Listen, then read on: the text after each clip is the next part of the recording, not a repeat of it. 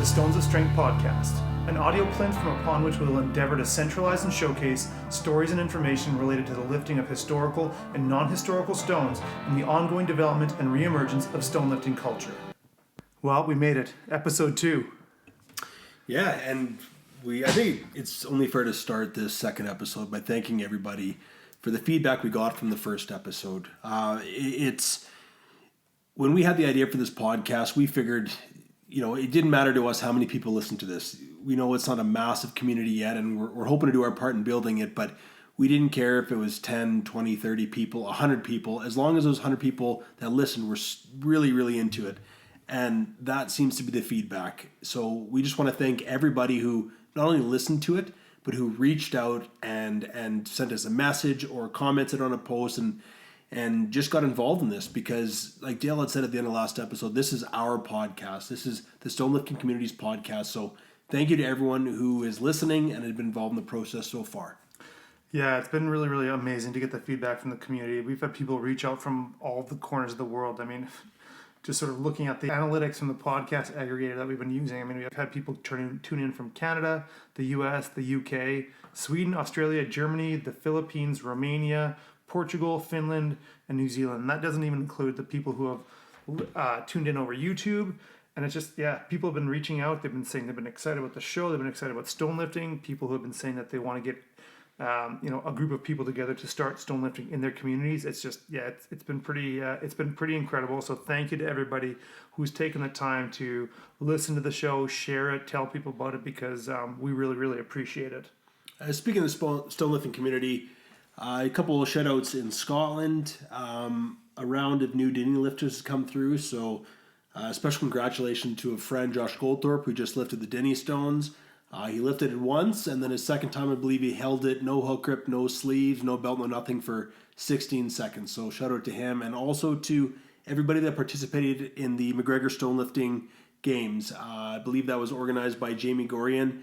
I'm just getting this information from what I've seen on Instagram, and it looks like an incredible, incredible day. There's just tons and tons of lifters there, and I mean, that's kind of the epitome of what all this is. There's the history, there's the stones, there's the community, and it's really, really cool to see.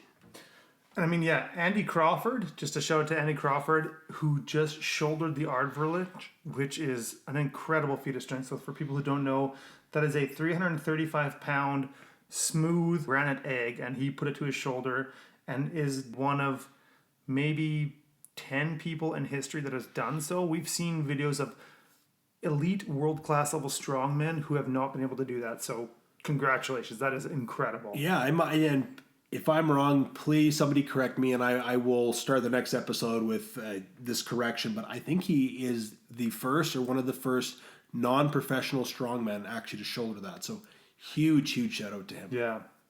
So Dave, let everyone know what you've been up to in the past couple weeks since our last episode with respect to stone lifting, the Edmonton Stones of Strength. I mean, finally the snow cover has removed itself from our presence. Unfortunately, we've gotten a healthy dose of smoke from local forest fires, but we're out. We're back at the Granite Garden, and you've been very active there.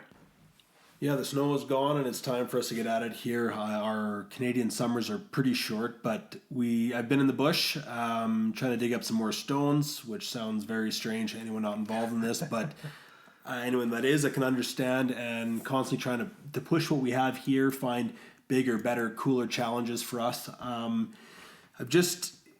I found Wade, and with the help of David Cohen from Ireland, we've put a new stone out there. It's called the Agaili stone, and there's actually a story that goes with it. It's really quite cool. David was on a podcast recently with a gentleman, I believe it's a friend of his from the Irish Folklore Society. Now, in Ireland, from my understanding, in 1927, the Irish government sent all school kids home with a book, and their job, these students, was to talk to their parents, grandparents, if they were around the great grandparents, and to record all of the Irish folklore that they possibly could to build a database. Now, this gentleman from the Irish Folklore Society had just translated a story from Gaelic before David went on, and I won't go into the whole story, but the point is two gentlemen, instead of beating each other up with sticks, went down to the local testing stone, and it said that if you could lift this stone or this block to your lap, you were a good man. But if you could lift this stone to your shoulder, you were far a gaily. Far meaning like, and then a gaily basically mean it's an interesting concept, and it means akin to a beast, barely human. And David had very, very kindly reached out to a friend of his from the University College of Dublin, who is an expert in this stuff. And a gaily means, yeah, essentially a berserker, barely a man, a beast. And based on that history from that story, if you could lift a certain stone, a particular stone to your shoulder, you were akin to a beast, a berserker. So the stone that I found and weighed is, I've got two readings, 377 pounds and 380 pounds. We'll get a third weighing just for specific accuracy. But this is a beautiful stone, and if you can get it to your shoulder, then this is You're a beast. You're a beast. You're a beast. You've earned this title of gaily. So that's kind of what's been going on with us. So speaking of a beast and berserker, I mean, those two words absolutely epitomize our guest. But not only is he incredibly strong, he's also ferociously passionate about stone lifting. He's someone who's traveled the world, lifted a plethora of historical stones, and even recovered historical stones that were previously thought to be lost. And for that, the stone lifting community owes this man a debt of gratitude. He's got a lot of stories to share, and we are fortunate enough to have him on the show to share those with us, the stone lifting community. So everybody, please welcome our guest, Ryan Stewart. So Ryan Stewart, welcome to the Stones of Strength podcast. Thank you for being our first guest.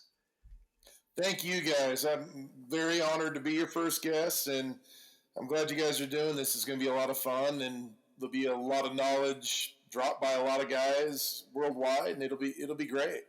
Yeah, well, we appreciate it. And when Dale and I were talking about doing this podcast, we knew we wanted to do one episode to kind of put our names out of who we were, why we were interested in doing the podcast, and our history with it, just so people would have an idea of our backgrounds. But we wanted to start this podcast with a heavy hitter, and you were the first person that came to mind.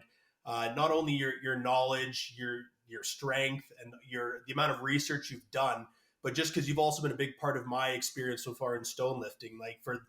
I'm sure nobody would really know this, but Dale and I went to Scotland in September, and Ryan helped me prepare for that. We worked together for, I don't remember, maybe is it about a year? Does that sound about right? About a year, yeah, that's about right. Yeah, about a year working together, which was great. And also your Utah Stones of Strength, which I really hope we can get to this episode, was a huge influence for us in Edmonton to start the Edmonton Stones of Strength. It kind of showed us that obviously the historical stones are the pinnacle, but when you're in a place that doesn't have history, you have a chance to make your own moving forward. So I thought this would be awesome to have you on. So thank you for taking the time for us.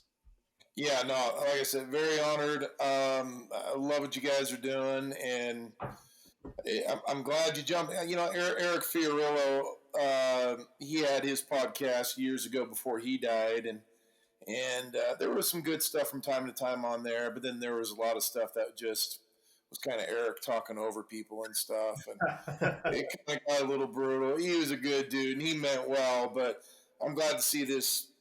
You guys do this because we've been needing it for quite a while. Yeah, what we lack in knowledge and experience, we'll try and make up in post-production quality and professionalism. So we'll do our best. Yeah. Well, again, yeah, thank you very much. I mean, as David said, when we were trying to figure out who we wanted sort of top of the list for guests, you are someone that I think is a thoroughbred stone lifting enthusiast and probably one of the most prolific stone lifters in the world. And I don't say that from the sense of, you lift more stones than everyone else, but the style of stones, right? Like I've seen the videos of you doing Basque style lifting now, the more traditional style lifting.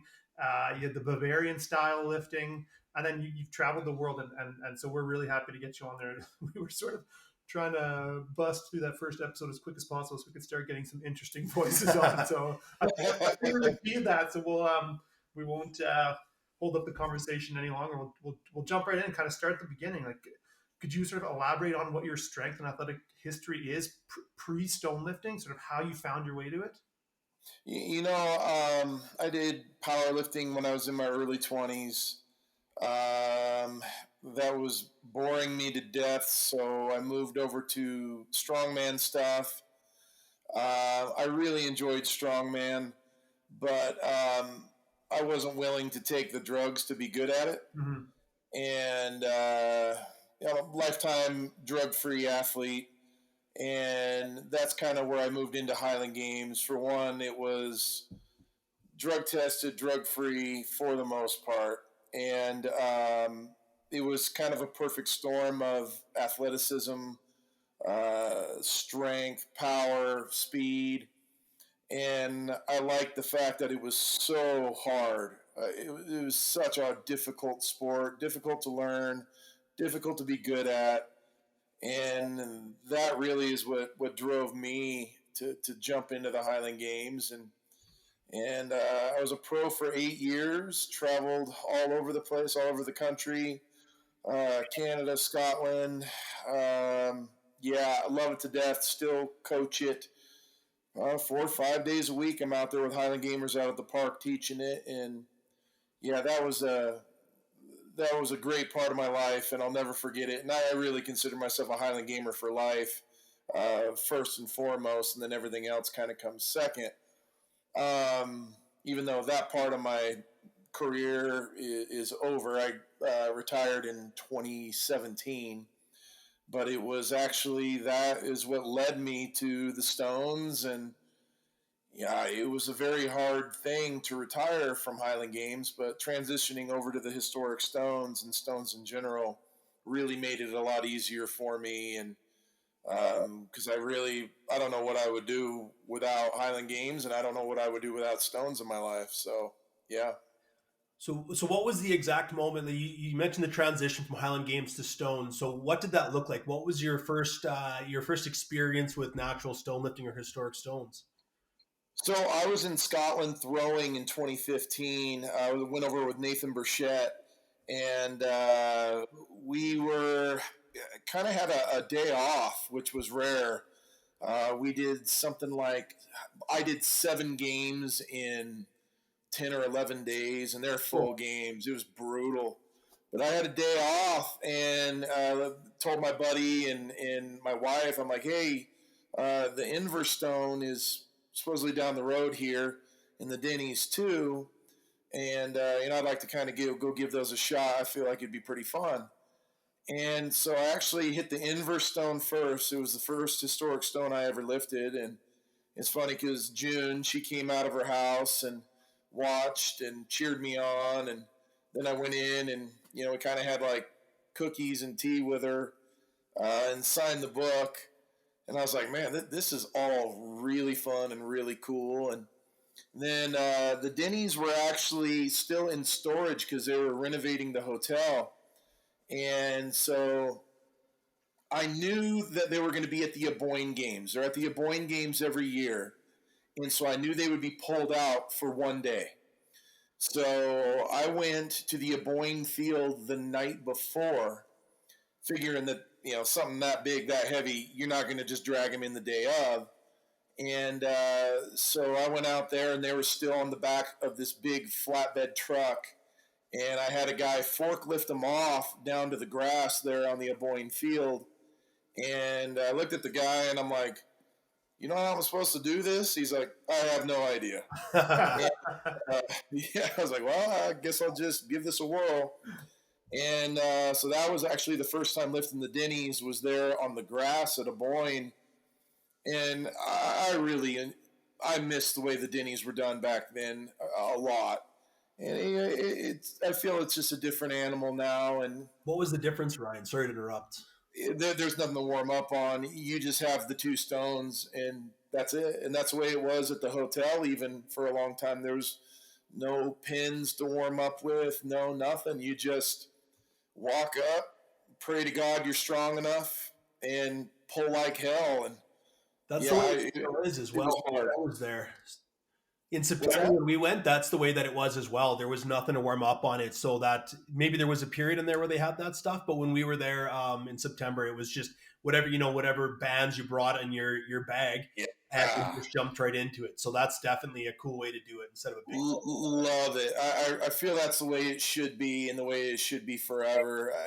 That's what made it hard, was the fact that you just walk up, you have the 2 stones and whatever you have in your backpack, and just got to be strong as hell. And I really enjoyed that part of it. But that's what sold me on it all. I was like, oh my God, this was so much fun. And I came home and yeah, I have all these memories of throwing over there and what a great time I had. But it was actually lifting the historic stones that really made my trip. Speaking of being strong as hell and walking up, literally walking up, had you ever lifted ringed stones before going after the Dinny stones, which is sort of Never. that's at the peak of the mountain? Yeah, no, never. And actually, my central nervous system was beat to shit. I'd thrown already in 5 games at that point. So I did 5 games in a row, had a day off, and I was torched.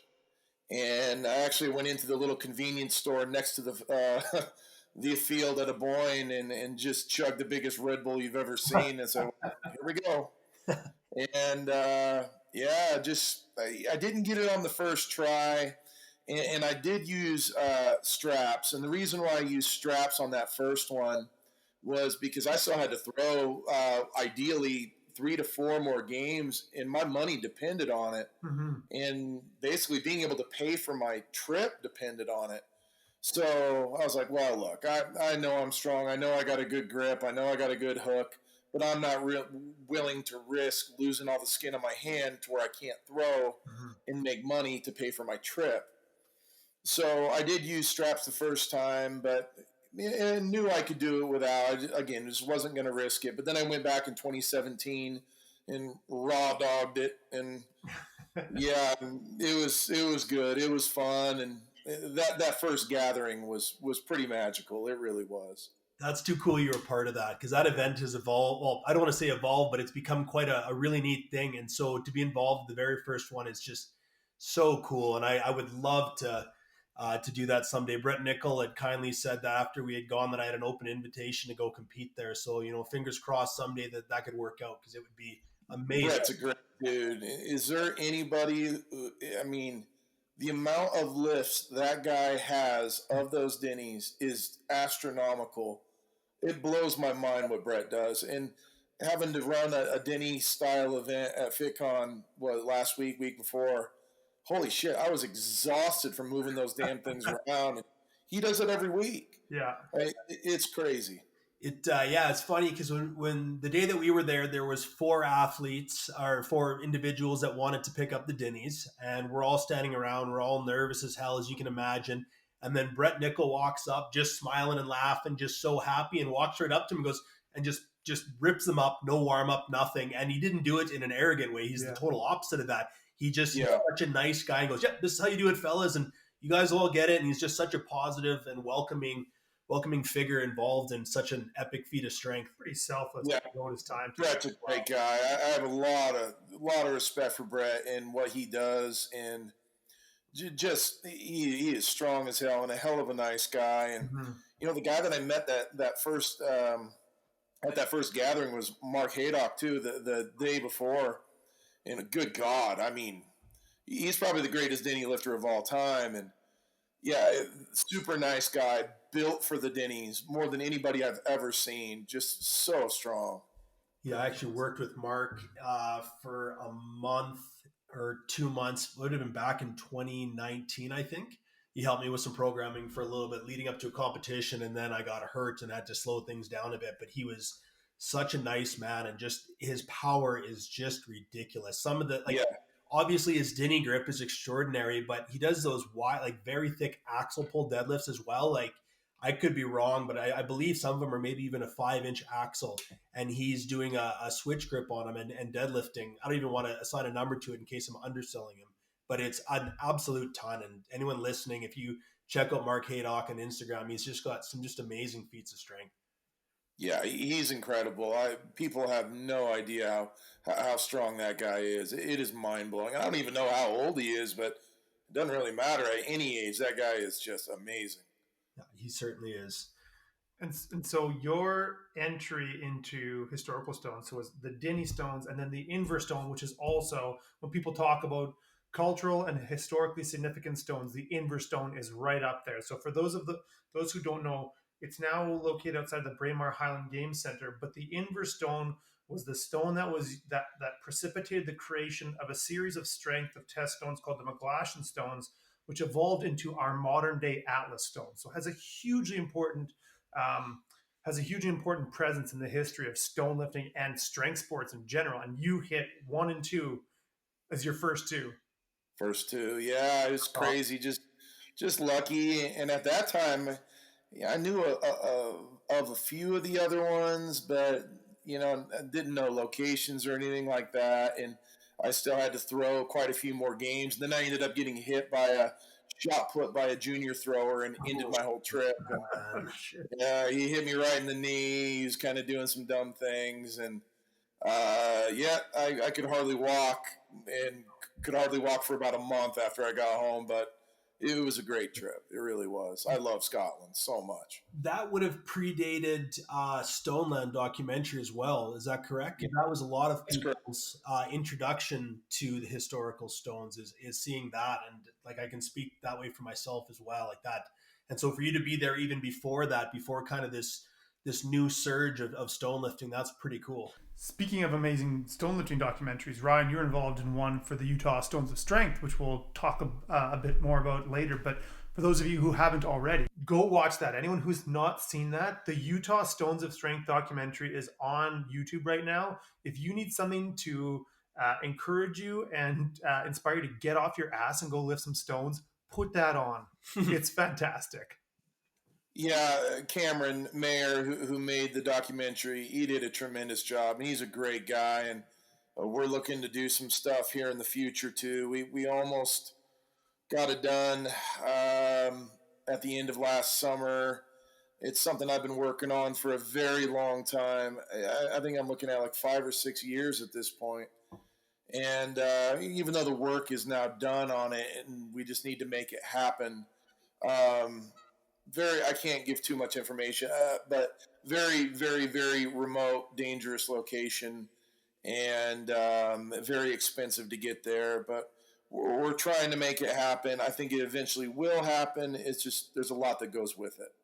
And so this, for everyone listening, so Ryan has done if you haven't seen the documentary Utah Stones of Strength, like Dale mentioned, it's a documentary about a series of stone lifting tests that Ryan has made around Utah. And it's a really, really cool documentary. And what you're talking about, Ryan, is a second documentary. Am I right there with a new location? Is that correct? Yeah, it's a historical site, historical stones. And they're very, very, very old. The best we can judge by the people I've talked to is somewhere around 1400 to 1500. And still exists today, and nobody has lifted them since right around that time, which is pretty crazy. And we're hoping to make that happen. These are stones in North America that you've discovered. Yes. Oh my gosh, that's amazing. We'll leave it there. We don't want to pry. Not spoil anything. But... No, okay, man. Well, then maybe on that note, we'll dive into some historical stones here, because we had a very pertinent question for you. But I just want to do a slight preamble to this, because I think most people would agree that it's very, very important to be encouraging and support everybody, and never to diminish somebody's efforts, regardless. When it comes to stone lifting, it's not about the biggest stone you can lift. It's about the battle you have with the stone. Now, with that being said, of being important not to diminish anyone's efforts, I also feel that most people would agree it's important not to diminish the significance of historical feats of strength. That should come above anyone's opinion. So, Fullstyrker, that is a title that the documentary is fantastic. Again, if anyone listening hasn't seen the documentary by Rogue, it's a great documentary. But in my opinion, having not been involved in this for too long, a couple of years now, but Fullstyrker has almost become a brand in itself. Not that anyone owns it, but everybody knows that title. But I don't think a lot of people know the actual historical significance of it. I've seen people, talking about having their own personal Fullstyrker. I've seen people say Fullstyrker is lifting the Fullstyrker stone at Dritvik, or picking up the Husafell, or carrying it in 2 or 3 times or 1 time. So you were one of the most knowledgeable people on many of the stones, but specifically the Icelandic stones. So would you mind giving everybody a historical synopsis of what full stirker means and how exactly you become full stirker. Full stirker has nothing to do with one individual weight. It doesn't have anything to do with that at all. It doesn't have anything to do with Dritvik's weight. Everybody always goes to Dritvik as their go-to of full stirker. No, there are full stirkers all over that entire damn country that are all different weights, that are all different sizes, as well as Husafel walking that all the way around the pen. So, no, what you lifted in your garden, in your backyard, I don't care if it's 350, 360, 380, 390, 400 and whatever pounds, that doesn't make you full stirker. Getting your ass on an airplane, flying to Iceland, driving your ass around that country to the full stirker stones and lifting them, that makes you full stirker. You don't get to just pull that name out of your ass and say I'm full stirker because you lifted an Atlas stone in your gym. It doesn't work that way. So yeah, and I could take that a little further, but I won't. So it's almost like this is going to be a pretty crass sentence, but it's or poorly worded. But you almost got to go to the place to do the thing to get the title, right? You haven't hiked K2, you haven't hiked Everest unless you've not an equivalent height of mountain. It is hiking those specific peaks to get that title and that honor. So that is exactly right. It is that equivalent. If you do not go and you do not touch those stones, you do not lift those stones, and I'm not talking about cracking it an inch from the ground. I'm not talking about doing a half-ass weird little duck waddle 3 feet around the goat pen. We're not talking about that. I mean, that none of that shit is full stirker. If you lift a full stirker stone, then you are full stirker. Otherwise, you're just lifting a weird Atlas stone in your backyard. So which is also cool, but it's not full for stirker. Sure. Yeah. And that's what we mean by not diminishing anybody's efforts, but it's just these titles. Like for instance, you wouldn't say you'd lifted the Dinnie stones if you picked up 733 pounds worth of random rocks with rings. You know that you have to fly to Scotland. You have to be in front of Brett Nickel. You have to put your hands on those stones. You have to hold it for 2 seconds and get, and then you've lifted the Dinnie stones. So I think that's, I think this is a very good topic to cover. So most people, look, outside of us weirdo historic stone guys who do this on a daily basis and spend ridiculous amounts of hours, most people don't even realize that there's other stones outside of Husafel and Dritvik. But yeah, there are full stirker stones around that entire country in multiple places. There are full stirkers, half stirkers, amlodies, you name it. And yeah, you have to lift one of those in order to be considered full stirker. Yeah, I think it comes down to a respect of the history for the stone, the name, as well as the ceremony around it, right? Like there is a significance. I'd imagine that there are all these environmental factors at play. Like you mentioned, like you're flying, you're not sleeping in your own bed, you're eating foreign food, you're driving, you're coming to these stones, and it's you against that specific stone, not that specific weight. Correct. That's the important part. In Sweden, it's essentially the same thing, only it's full Goddrang, in Heldrang, and Halfdrang. It's just different wording, but the same principles apply. But over there is very specific numbers attached to those, not all each individual. So like a full Goddrang, granted, it's been a while since I've really looked into this a lot. It's, I believe, a stone that is over, it's like 360 pounds. If you're able to lift that type of stone in Sweden, you are full Goddrang, which means you are a full farm hand.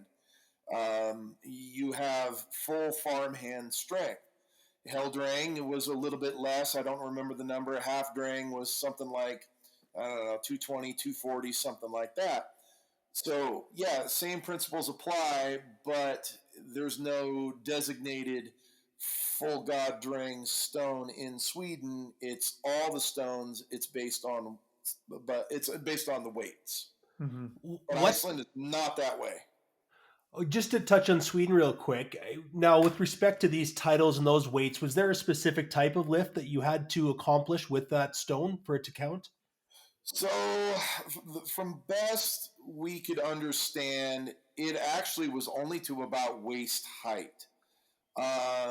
It was not to chest, not to shoulder, not to anything like that. Even like some of the funny little pictures that were drawn back in the days were of waist height, and a lot of it, once you're there, you understand. Like, it is farmland, but these farms are built off clearing trees and clearing rocks in order to make the farmland. So a lot of the lifts are from taking the stone from the ground and placing it on a cut stump.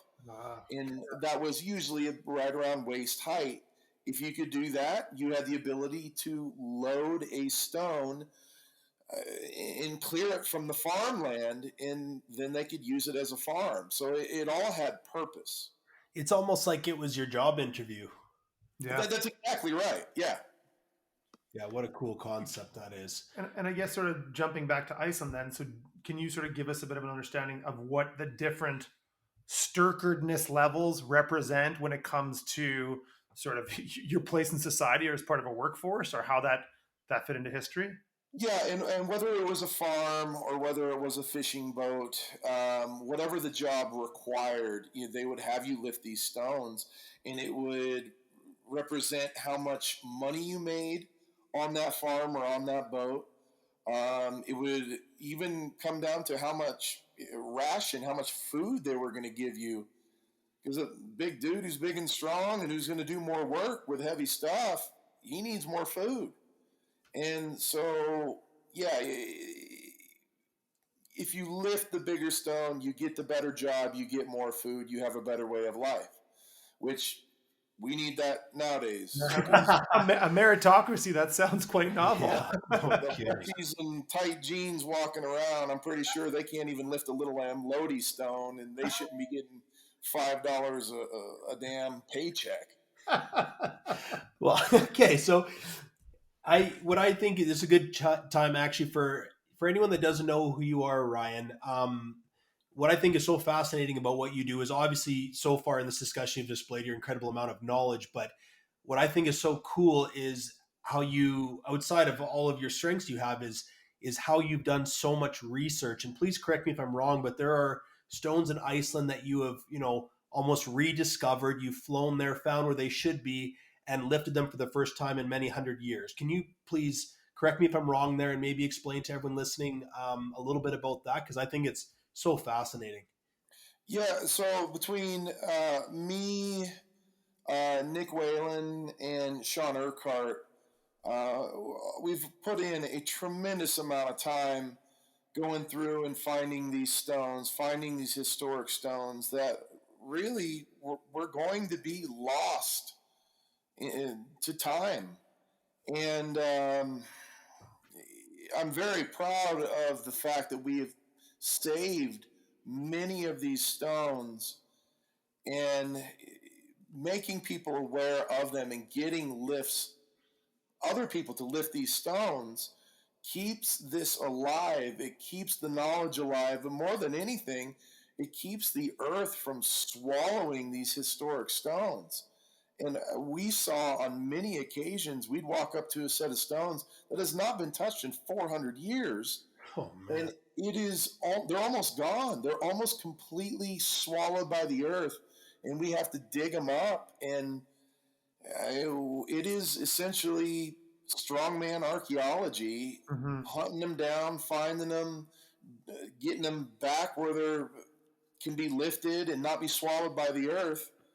And, continuing this awesome feat of strength that's been around for so long. And I mean, like Sigurd Stone in Sweden, I found that one the night before we drove to that location. Once I was on the ground, I understood things way better, and I could understand the locations and how you find them way better. And I was just sitting there. Your central nervous system's so blasted you can't sleep. And yeah, so I'm up finding this damn stone, and it ended up being like 20 minutes down the road.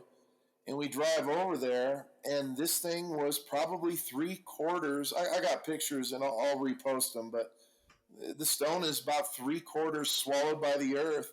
Hadn't been touched since something like 1950, and moss all over it. And yeah, I mean, if we don't go and lift these stones, if we don't track these stones down, there is a certain amount of time in each location where the earth will just take them back in and swallow them up, and they're gone. So yeah, it's super important. I don't think people understand how important it is to find all these new stones. So the work that like David Cohen is doing over there in Ireland, and did I say his name right? Yep. Yeah, I think So so. yeah. David, let us know.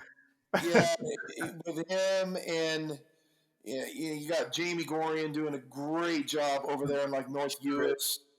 And like if we don't have these guys in their home countries doing this, and we have a guy now on the ground in Sweden doing a tremendous amount of work, and he's taken what me and Nick did and making it even way better, tracking them down, pinpointing them, getting the history on them, and making people aware of them so that they do exist for our kids and the people in the future.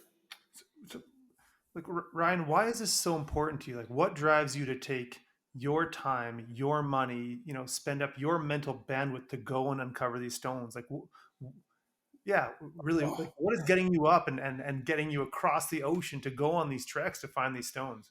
There's nothing like it. Oh my God, especially finding new ones that have not been seen or touched in so long. I mean, you walk up and every hair on your body is standing up. It is the closest thing to a religious experience I've ever felt. And there's nothing like it. You walk up there and you just start kind of rubbing the stone, and just it's incredible the feeling of finding these new ones. And there's only one way to get that feeling, and that's by finding another stone and saving another one after another. And I have backed it down quite a bit to just places that I know that I can go. It used to be all stones everywhere, no matter what. And I've definitely chopped that down to where just places that I'm able to go to. But man, there's nothing like it. There's nothing like the feeling, and I'll do it till the day I die, and hopefully be like, Peter Martin. I may not be, strong enough to lift some of these when I'm 60, 70 years old, but I can sure as hell track them down and, let people who are much younger than me go lift them and keep it alive. So in these kind of situations, like how would you, if you've found out about stone, you've kind of researched the area, when you go there, how is it that this is the stone that you read about? Do you know what I mean? Like, does it tell you an area? Is there a description of the shape and all that? How would you explain that? Pretty clear. Like you walk up and it's very definitive. Like there's things that are just so out of place, and you're like, oh well, that's obviously it. Whether in how you find each one is very, very different. Each stone is found in a completely different way. The methods that we use to find all the stones, it changes with every single one. I mean, we have a base set of knowledge that helps us get there. But when it comes down to it, yeah, each one is very, very different. And I think that's what makes it so much fun and such a complicated puzzle is, yeah, all being so very different. But so let me give you they're on the failed ones. We do fail. You just see the fun stuff of when we find them and lift them, and it's all fine and dandy. But like we were out in the West Fjords there trying to track down the Toknafjordur stones. And I mean, it was a lot of walking, a lot of hiking. I had massive amounts of plantar fasciitis in both feet. I could hardly walk. I'm living off of ibuprofen. And we're trekking our asses through knee-high wet grass in the West Fjords on land that was probably off limits, but we found the owners and they were like, yeah, go right ahead. And we walked around this area of this old village that had not been around in hundreds of years, but you could see where the boat launches were. And what we knew was it was outside of where the kitchen was. Well, how are we supposed to know what the kitchen is in this? It's ruins. And, the first thing I think is, well, most kitchens have like a stack, a chimney of some sort. And, we go around looking for that. We're looking all over the place and we can't find anything. And we spent a tremendous amount of time out there and time and energy, and you fail and it sucks. But for every one of those, you got the awesomeness of Thakgil. Look, if you go to Iceland, go to Thakgil. It looks like Pakgil. It has the weird P rune. Right. You got to make it happen. The place is mind-blowing. It's the most beautiful place we've ever lifted a stone in. The stones are massive. They are crazy heavy. How heavy are we talking here? So the full Sturker is over 400 pounds. Okay. There's no doubt. And David, even like the half Sturker was, God, that half Sturker had to be something like 350. And again, everything's different. And but yeah, the location, it's like you're on the moon and it's covered in green moss, and there's nothing like it. The drive back there is pretty extreme. You can't go back there if it's really wet. There's only certain times a year you can get back there. And then, we're hiking across lava fields and glacier rivers, and we're looking for very unique landmarks that are out there that, Sean on that one did a hell of a job and really found one of the most solid landmarks. And we come around the corner and sure as shit, they're right there. And, Sean came around the corner, throws his arms in the air, and we knew. And it's pretty obvious, pretty definitive when you see it. And it's right there next to an old kind of like sheep herder shack.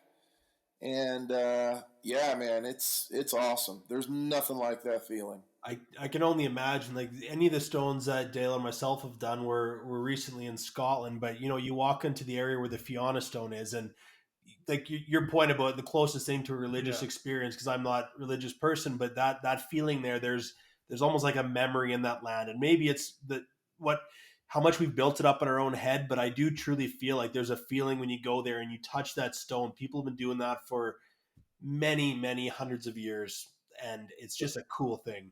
So Dave, I don't know that there's been very many religious experiences in stone lifting like I had when I went to Fianna, so I totally get it. It was the craziest shit ever.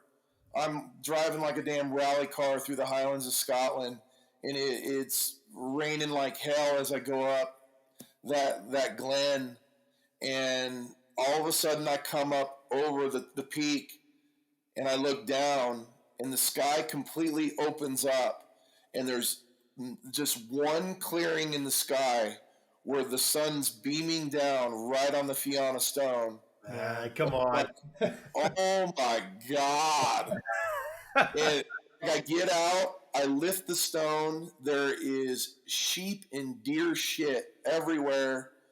And and all of a sudden I get done, I get back in the car, and the skies open up again and start pouring rain. But for just that 15, 20 minutes, it was rays of sunlight coming through the clouds right on the Fianna stone, and I'm like, oh my God.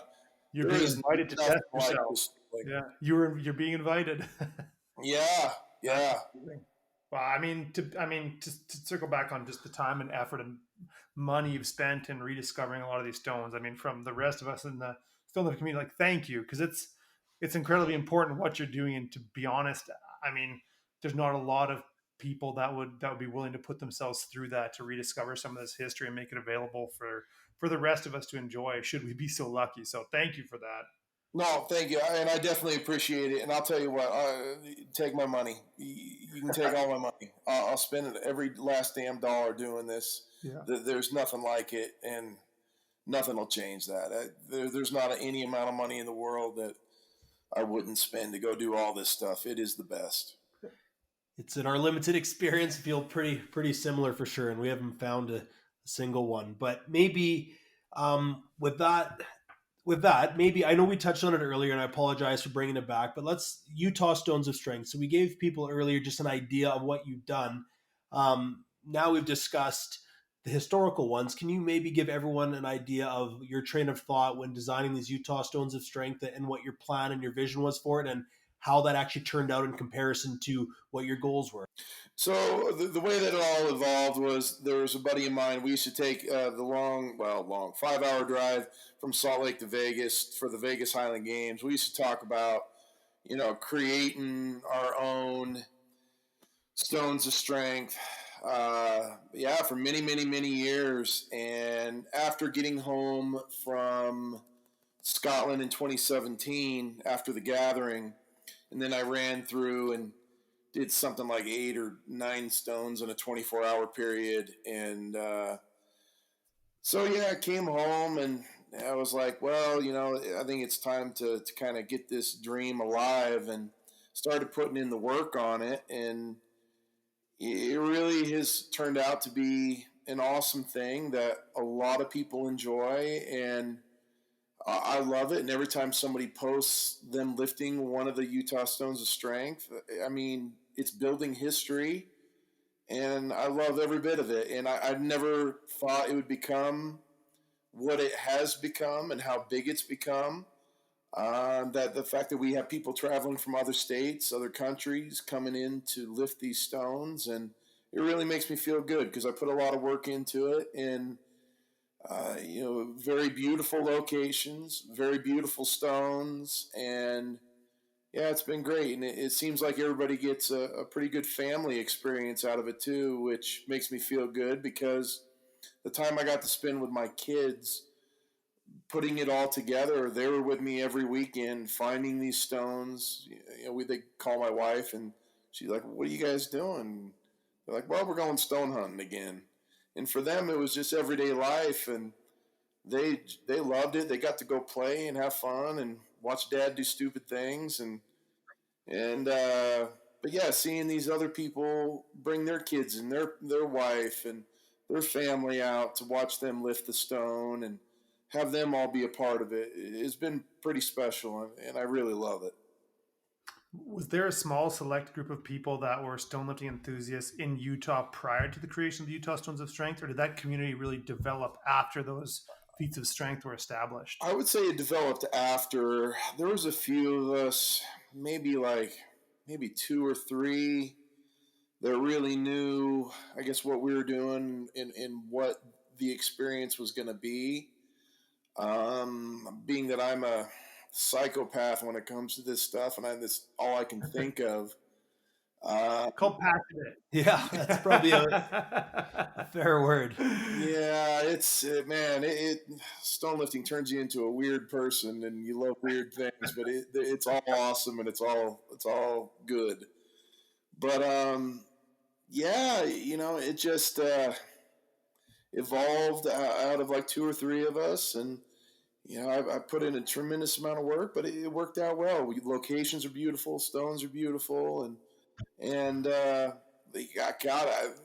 before Facebook kind of screwed everything up on the Utah Stones of Strength Facebook page, which it's still up, but it's just harder to navigate now.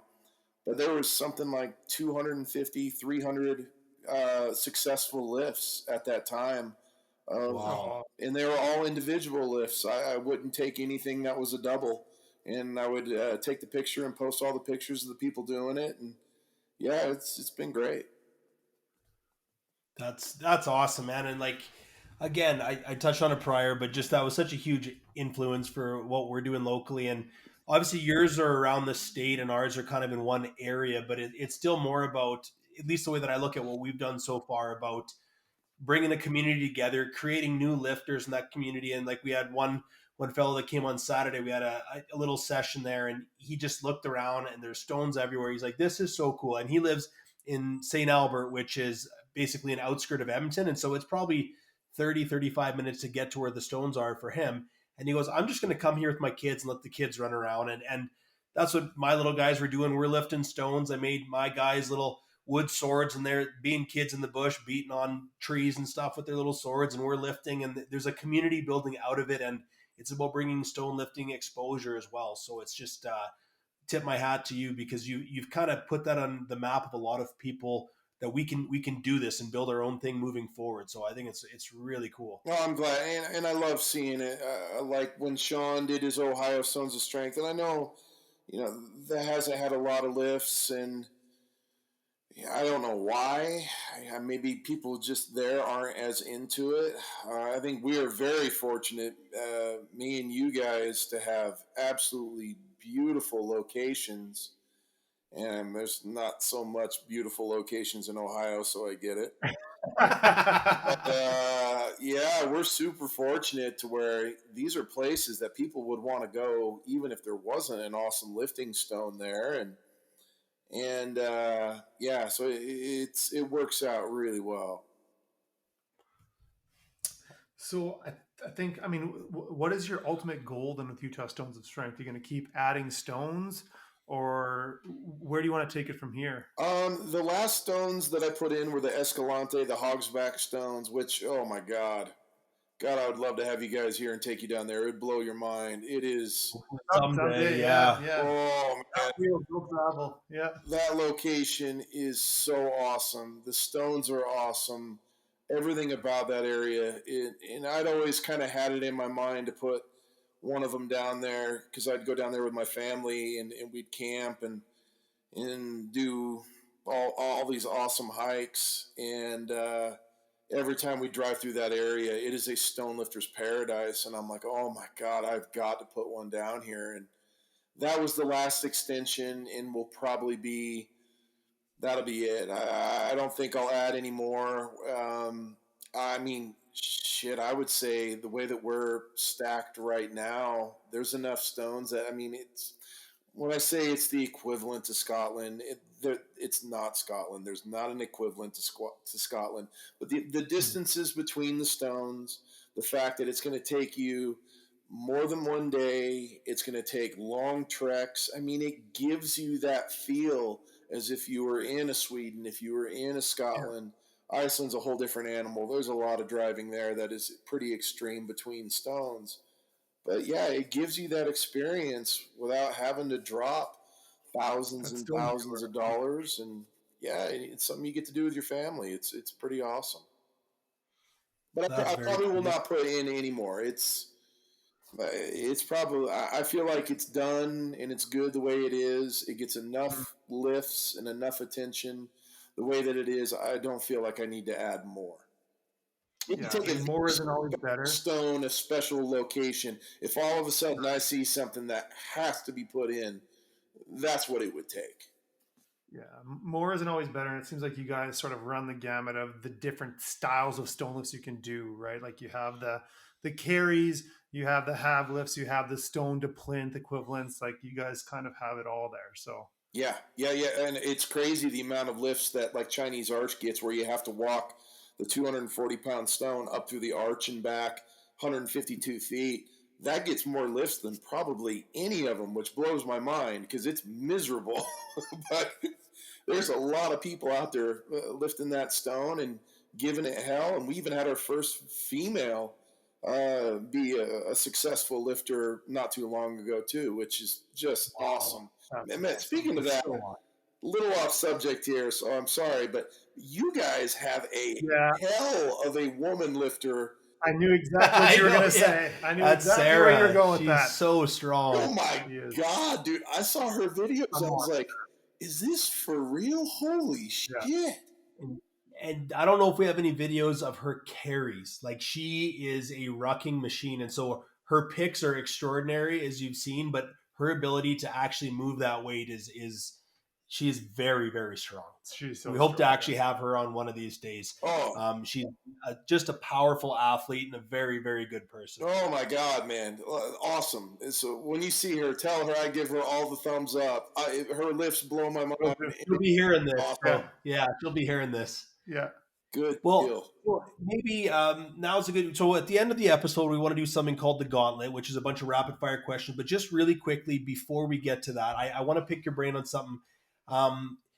It's very difficult to explain to people the difference almost between stone lifting strength and barbell strength, and you are very, very well versed in both of those. And I personally feel that stone lifting is just a completely different animal. And I don't know if you do feel that way, but if you do, could you maybe try and explain to those out there who maybe haven't tried stone lifting or haven't done a bunch of barbell work, kind of the variation between those two and how they're not really that closely related?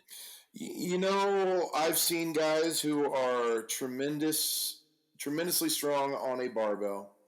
I've seen them be awful on a stone. I've seen guys who are not so great with weights be really good with stones.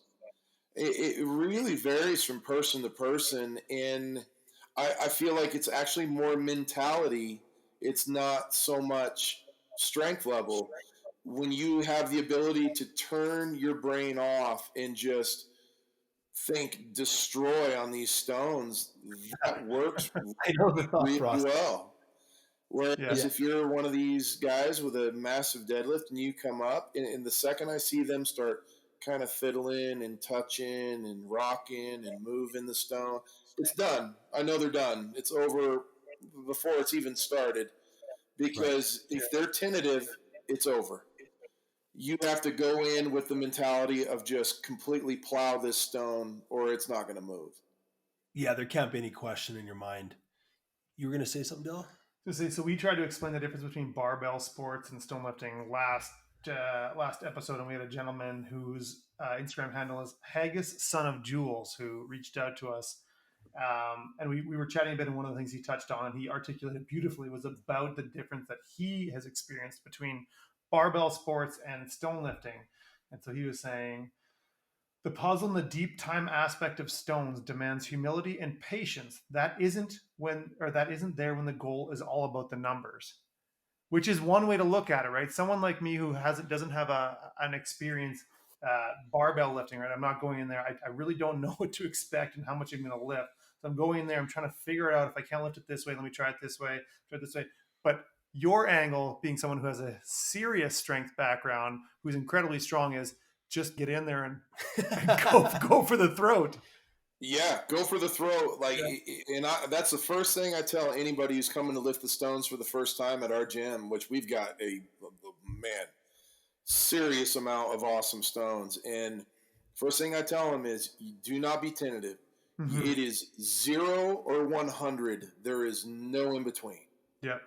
And that's what I think is interesting about it as well. Is so, you know this, Ryan, but last year we have a stone called the Devil's Potato, and it's 408 pounds, and the handles suck on it. It's a big stone, and I wrestled with that all last summer and was fortunate to get it at the end of summer. But those first battles for me, it was max effort, and it was some of those wrestles were about 40 seconds before I failed. Now, if you were to try and replicate that with a barbell, even take 75% of your max deadlift or max squat or max anything and try and make that lift be 40 seconds, it's going to destroy you. It's a whole different animal because it's your whole body and you're shifting weight, and there's just something really unique. And I just personally feel there's a different level of grit to going max for 40 seconds with a giant object like that. I don't know. There's just something very different about it. There's nothing like it. You're exactly right, Dave. There's nothing that can replicate it in the gym at all. You're either lifting stones or you're not. And yeah, 40 seconds to a minute of time under tension is normal for us stone lifting guys. And yeah, for everybody else, I mean, they're puking their guts out, and now that I've started the basque lifting and been doing that for about a year, that takes the 40 seconds and makes it 5 and sometimes 10. And then me being stupid, 30 minutes. So, Yeah, I mean, he did. Did you, real quick before we get in the gauntlet, can you just tell people what that wild feat of strength you did? Just, I believe it was last month. Is that right? yeah, I think it was it was in March sometime, middle of March. And there's a feat that these guys would do because all basque lifting started as battles. One guy basically saying, "I'm a better stone lifter than you," and the other guy saying, "Fuck you, no, you're not." And they would pick a stone, basically a shape. They would pick a time, and a weight, and they would battle. And what it is it's 3 10-minute sessions, and you only get between 10 and 12 minutes between each one. So 10 minutes on, 10 minutes off, 10 minutes on, 10 minutes off. Yeah, so 3 10-minute sessions is what you're looking at. And I was able to hit, I was shooting for about 130 reps with a 220-pound natural stone. I ended up hitting, I think it was 112. God, that shows what it did to my brain. It was one of the hardest things I've ever done. Oh man, it was so difficult. And but glad I did it, and I'll do it again next year. Whether or not I use the same stone or a different one, I'm not real sure. But yeah, these guys have hit upwards of 150, 160, 170 reps sometimes. That's a lot. And granted, a lot of that was with a cylinder. Cylinders are a little different, a little easier when it comes to that. But I figure doing it with a natural stone is something different, something true to your nature too, in your history. Okay. It's what I do. It's not what they do, but still holding true to their time increments and trying to smash an enormous number. And yeah, I did about 112 reps in the 3 10-minute increments. Oh my god! For anyone who is unfamiliar with basque lifting, I mean, even just if you want to get further sort of engrossed in stone lifting culture in general, by way of a visual spectacle, is look up the Rogue documentaries they have on stone lifting. So they have the Full Striker documentary about Iceland. They have Stoneland about Scotland, and Levantadores touches in on the Basque stone lifting culture, which is an incredible documentary. It's fantastic. Was that your first introduction to the Basque stone lifting style? No, I'd actually been pretty aware of it long before. That was kind of what set me in that direction a little bit more. I had things in my head that I had believed about basque lifting at the time that were completely wrong. I couldn't have been more wrong. And now that I've been in it, deep in it for a year, and we'll be going to Spain in August to compete, I'll be going the first non-Basque, non-Spanish person to ever be invited to lift with them at Eagle Doko. And it's a tremendous honor, and I couldn't be more happy about it. And I'm training hard for it. Hopefully I will do well. We will see, but I'll be lifting against the best stone lifters in the entire world, and it's going to be quite the challenge. Well, you've earned your spot there, Ryan, that's for sure. Want to lead into the gauntlet here? Or? Yeah, so now we're going to try something that we're going to call the gauntlet. We're going to hit you with a bunch of rapid fire questions and just give us right off the top of your head your unadulterated answers. So Okay. First one, and this is one that I'm very interested in because I have seen your responses online, but I think it would behoove us to equip the stone lifting community with the same information. So if someone sees one of your posts and responds telling you about how that was an impressive lift, but now you're going to have a screwed up back for the rest of your life, equip us all with a quick spiel on that we could essentially just repurpose and repost every time we get one of these, because it is without question going to come up every video. Like, oh, great lift. Now you have hemorrhoids. So please. Well, usually my reply to that is, playing Dungeons and Dragons in your mama's basement is usually bad for your back also. So I'd rather do what I'm doing than what they're doing. Yeah, that's very fair. That's fair. How long of a mustache is too long? And have you noticed a proportionate increase in strength along with your increase in stash length? That was Dale's brainchild, but it's a good question. There is no set length to how big a mustache can be. I'm pushing the limits as we speak. And it all started off. I watch a tremendous amount of westerns with my daughter, and we go through and we watch every old western known to man, as I did with my dad and with my grandfather. So it's kind of a family thing. Yeah. And so I had a giant full beard, and my daughter was watching a western with me, and she says, "You know what? You should probably just shave that into a big mustache." And I laughed, and I actually just did it for her, and I was only going to keep it for like a week or two. And then I was like, "Man, I really like this. This is fun." It's awesome. Good for stone lifting strength, not good for eating soup. Yeah. Well, I mean, I really just did it for my daughter and ended up really liking it, and I just keep it to freak people out. That's about it. It's a good mustache. Keep it alive, man. So, out of all the feats of strength you've done, which one are you most proud of? Oh, man, that's a tough one. So, actually, it's not one individual lift. It was the quantity and the volume that we put in that last Iceland trip with 31 stones in a week. Oh. And it was, man, that was a lot of stones. So if you want to see how fucking miserable I am, at my very last lift of the entire trip was there at the Air Bear Stones that me and Nick discovered in my first Iceland trip, and which is a whole awesome story in itself. But so at the very end, I left the big 669 pounder with the big handle to finish it off. Oh, man. And I lifted, I'm destroyed, absolutely destroyed. My buddy Mark Prowse is just laughing at me. He's like, "Man, you are wrecked." I'm like, "I don't feel good. I'm uncomfortable. I don't know what to do. I just feel awful." And, credit to Sean. He's much younger. He's like, I could probably lift more stones. I'm like, "Oh, fuck off, Sean. Jeez." He is an animal, that guy. Yeah. So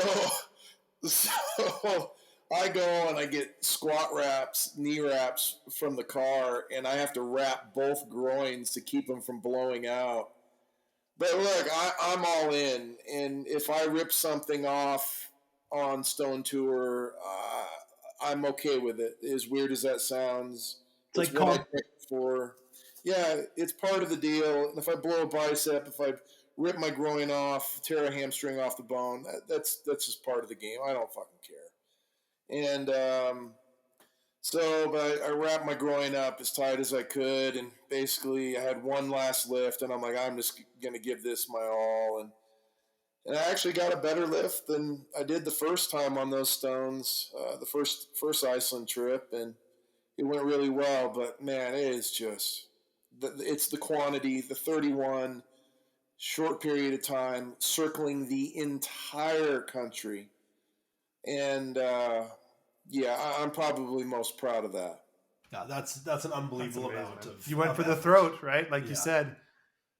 Yeah, I went for the throat, and I mean, I feel like we do that almost every time we go. And I mean, Sweden was a whole different animal, and we all got really, really sick when we got home from Sweden. We were in a really bad spot. Pross was in the emergency room. His doctors don't know what's wrong with him. I'm like, "Well, did you tell him what you did?" They still wouldn't understand. Though. Yeah, they would not. You They can't don't understand, and they don't understand what you put your body through and how your central nervous system, and you're just not supposed to be doing that stuff. But we got really, really, really sick. Probably the most sick I've ever been is when I got back from Sweden. my body just completely shut down. But yeah, it's rough. Never- I'm proud of all that stuff. Yeah, no That kidding. that is awesome. So Ryan, I think we know the answer to this. Anyone that follows you on Instagram, but what is your current favorite stone lifting technique and the style that you're focused on working on the most right now? So the Basque stuff is what I'm focusing on the most right now, being that I have to go compete over there. Granted, it is with a natural stone. It's not a cut stone that I'll be competing with. But the different shapes and the different shapes help me tremendously, even with natural stones. You view stones in a completely different way. Uh, it's crazy. Just when I thought I was as deep as I could get into this crazy world of stone lifting and historic stone lifting, I go and find another Mariana's Trench of information, and yeah, so that's what I'm doing now. That said, it has not changed anything as far as historic stones and going to do those. It just gave me a slight break, and I get to lift one historic stone for 5 minutes for as many reps to the shoulder as I can, and That's pretty uh, cool. yeah, so I'm pretty happy about that. Awesome. What would you call, or what would you say is your most memorable stone lift ever? Oh wow, God, oh so many. So lift. So I put that into a different category. Like my favorite stone ever is Legstein. It is God. It couldn't be more beautiful. The place where it sits is awesome.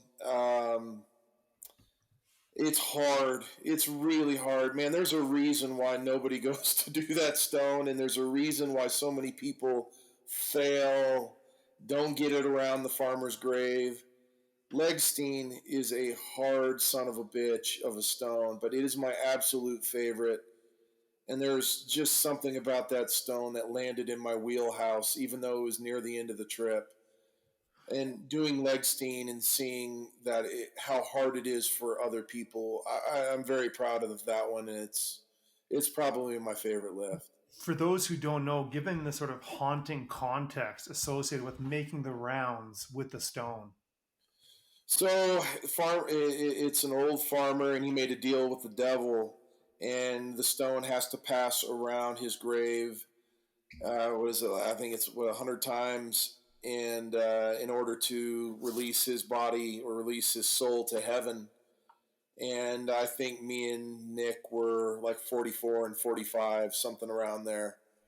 And yeah, I mean, extremely difficult. It's a 485-pound stone, and you're bear hugging it, lifting it up, and walking it around this grave, which is another gigantic stone. Mm-hmm. And yeah, it is so amazing. Location is amazing. The West Fjords, look, if you've been to Iceland and you haven't been to the West Fjords, you actually have not been to Iceland in my eyes. The West Fjords is what it's all about, especially if you're a historic stone lifter. You got to go. It is mind blowing. Awesome.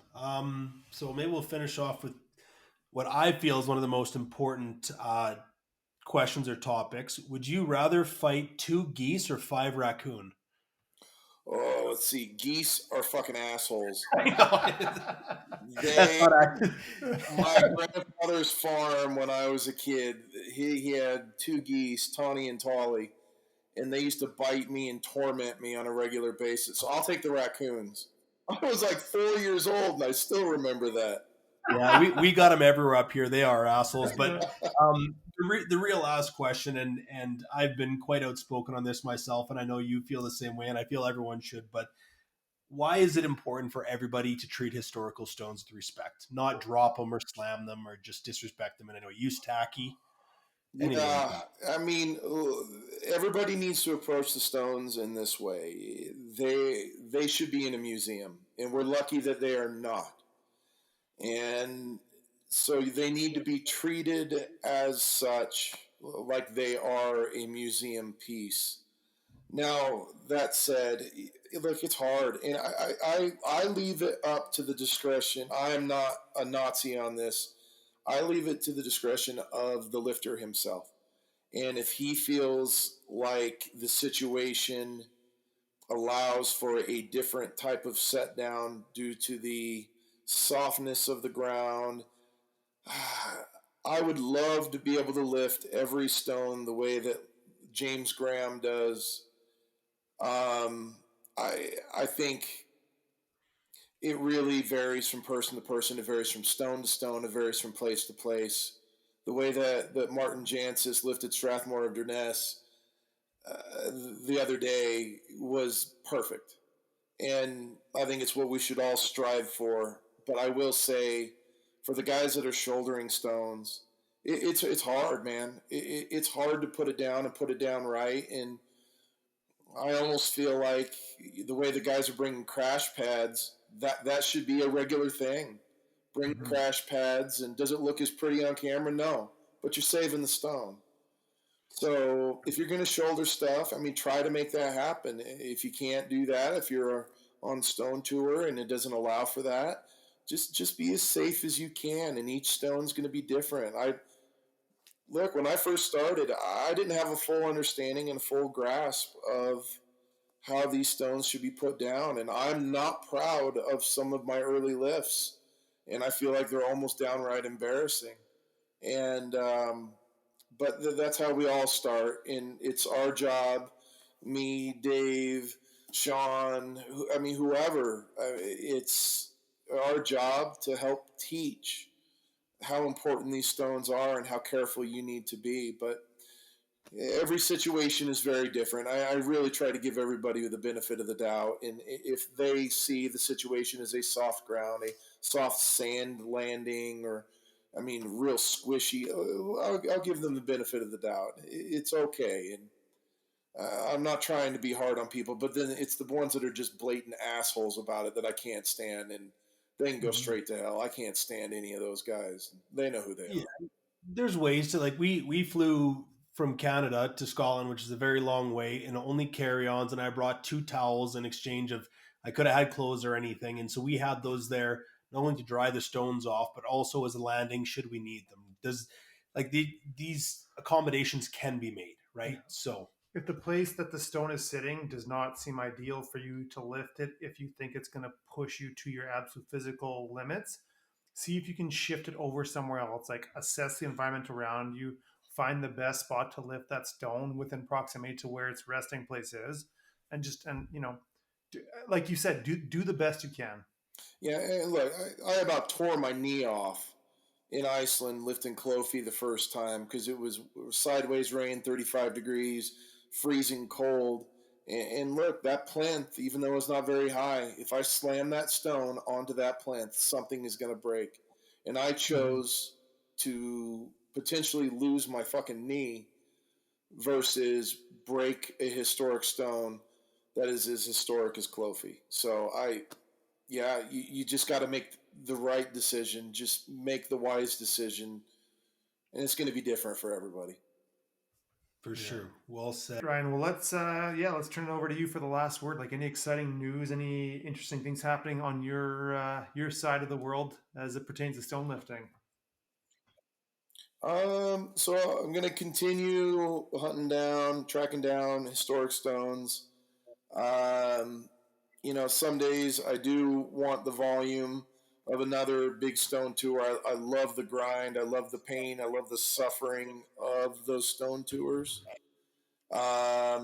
We do have me and my buddy Mark Proust, we have a pretty good idea of how to make it even more miserable and worse. But I'm in. But now it's a lot of it is certain challenges on certain stones, historic stones. There's a stone that I can't really say that I discovered, but just became aware of, and I guess I may have been the first one of the historic stone lifting world to find, is called the Stone of the Brave in the Canary Islands. And the Canary Islands are off the coast of Africa, but it's actually owned by Spain. It's Spanish speaking. And the Guanches were a Aboriginal people that were there before the Spaniards ever came through and discovered, before Christopher Columbus. And they did historic stone lifting, or they did stone lifting, let me put it that way. And when the Spaniards came in, they, changed the way that the lift was a little bit, and they continued the tradition. And the Stone of the Brave, it's a pretty good hike to get to. It's near Tenerife, and it's a good hike. You get up there. It's a beautiful stone. Has a little cross engraved on it. How long that's been there, I don't know. It's really hard to tell.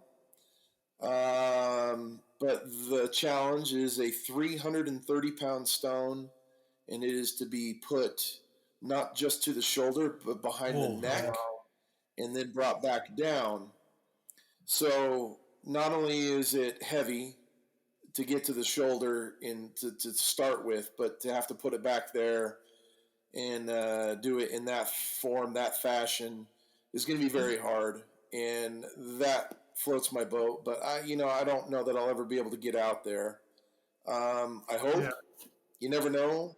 But yeah, that's, when I say quality, the challenge of a lift, that's what I'm referring to is kind of a challenge like that, where it's not an entire country full of stones, but one set challenge. Now, that said, the Guanches had many, many, many stones, and this looks to be the only one that has survived all the volcanic explosions and, technology and people. Humans are a lot of these stones' worst enemies, and obviously minus us. But wow, that is fascinating. That is where are we going? Cool. Yeah, it's so cool. And what a crazy challenge. I actually find that really fascinating. Like the specificity of that particular challenge. I like that with a lot of stones where it's you need to do that exact thing with that exact stone. Yeah, it's crazy, and the fact that it had so much information, and I had caught onto a stone that was potentially in Mexico. And so I was researching the Spanish end of things and kind of stumbled across the Stone of the Brave. And so it's a crazy challenge. And there's a reporter over there in the Canary area that has done a lot of research and a lot of work on it. So yeah, that's where all this information kind of comes from. Well, that's very, very, very cool. Thank you for sharing that with us. Yeah, absolutely. That's awesome. Well, to wrap things up here, Ryan, first of all, thank you so much for your time and everything. And we hope we can have you on again. But where's the best place for people to find you, your information, or to follow you? You can find me on Instagram. That's where I spend most of my stone lifting time. That's Stu Squatch on Instagram. My gym is Black Flag Strength and Fitness. We've been open. I've owned that for about 7 years on June 2nd. And we do have an Instagram page for it also. And then Facebook, which I don't spend a whole lot of time on, but mostly family stuff. And I am on that. But yeah, I would say probably the Instagram is probably the best place to find the stuff. Well, I mean, a resounding thank you from the stone lifting community for all the contributions you've made to stones, historical stones as they stand now, as well as these new feats of strength that you've developed in Utah, because it's people like you that are catalysts for different groups popping up. David has cited you as being, the inspiration for starting the Edmonton Stones of Strength. So I would not be lifting stones had you not started the Utah Stones of Strength. So thank you from me to you. I appreciate it. Thank you. That means a lot. And if it's even just one person, it makes it worth it. So thank you. Awesome, man. Well, thank you very much for everything. We'll chat soon, man. If you enjoyed today's episode, please be so kind as to leave the show a review and then follow us over on Instagram at stonesofstrength_podcast.